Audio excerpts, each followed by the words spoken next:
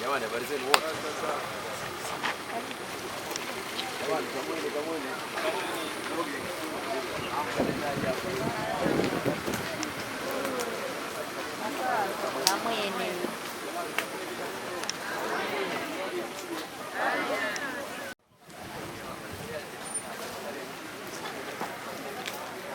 Nichukue nafasi hii kukaribisha. Karibu sana Mheshimiwa Mkuu wa Mkoa, na mkutano huu ni wa kwako Mheshimiwa Mkuu wa Mkoa. Karibu sana. Asante sana.